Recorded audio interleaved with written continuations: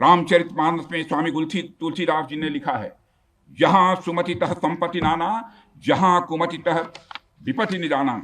यानी जहां सुमति होती है, अच्छी नीतियां होती हैं, वहां सुख और समृद्धि होती है, और जहां कुमति होती है, बुरी मति होती है, केवल दूसरों के हित की भावना होती है, वहां तरह तरह की विपत्तियां स्वाभाविक रूप से आती ही हैं। पाकिस्तान जिसका जीता जागता यह उदाहरण है। साथियों, भारत के बारे में पूरी दुनिया यह बात जानती है कि हमने हमेशा शांति को प्राथमिकता दी है।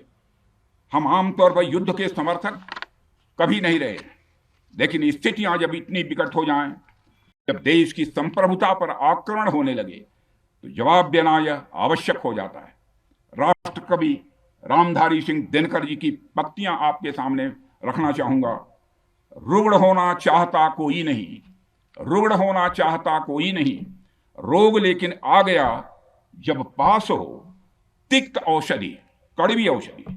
तिक्त औषधि के सिवा उपचार क्या, शमित होगा वह नहीं मिष्ठान्न से। यानी कोई बीमारी अगर लग जाए तो वह मिठाई से दूर नहीं होती है, उसके लिए कड़वी दवा ही काम करती है। इसलिए आतंकवाद जैसे रोग के लिए भी ऑपरेशन सिंदूर जैसी दवा की बड़ी जरूरत हो गई थी।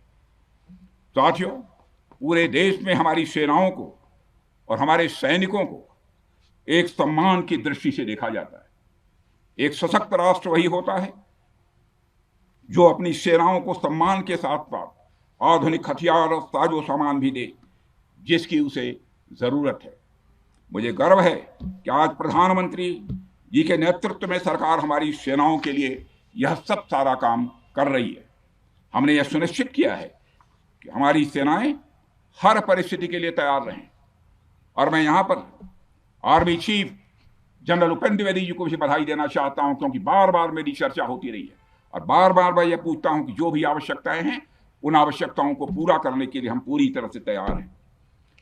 और इसलिए इसके लिए हम वर्ल्ड क्लास बेहतरीन गुणवत्ता वाले साजो सामान अपनी सेनाओं को देने की कोशिश कर रहे हैं। आज आधुनिक राइफल्स, मिसाइल डिफेंस शील्ड और ड्रोन्स जैसी नई पीढ़ी के कई इक्विपमेंट को तेजी से भारत में ही बनाया जा रहा है। साथियों, इसके अलावा सीमावर्ती इलाकों में हमने जो काम किया है वो आप सब देख रहे होंगे। आज एलएसी और एलओसी पर भी कनेक्टिविटी है, वैसी पहले शायद कभी नहीं थी। हमने हर स्तर पर यह दिखाया है कि हमारी सरकार केवल युद्ध भूमि पर ही नहीं बल्कि व्यक्तिगत रूप से और पारिवारिक रूप के साथ अपने सेना के जवानों के साथ खड़ी है। साथियों, अंत में एक बार फिर आप सभी को आपके शौर्य और पराक्रम के लिए हृदय से हार्दिक बधाई देता हूं। मैं आपको यह आश्वासन देता हूं कि हमारे प्रधानमंत्री जी के नेतृत्व में देश की सरकार और देश की जनता हर कदम पर, हर स्थिति में आपके साथ कंधे से कंधा मिलाकर खड़ी है। मुझे पूरा विश्वास है कि आपके सहयोग से हम इस पूरे क्षेत्र में आतंकवाद का समूल नाश करेंगे, ताकि कल को कोई भारत की संप्रभुता के खिलाफ आंख उठाने की हिमाकत न कर सके। इसी आशा और विश्वास के साथ आप सबके शौर्य और पराक्रम की सराहना करते हुए और आप सभी को अपनी हार्दिक शुभकामनाएं देते हुए अपना निवेदन समाप्त करता हूं। बोलिए जय हिंद, जय हिंद। क्या बात हुई। भारत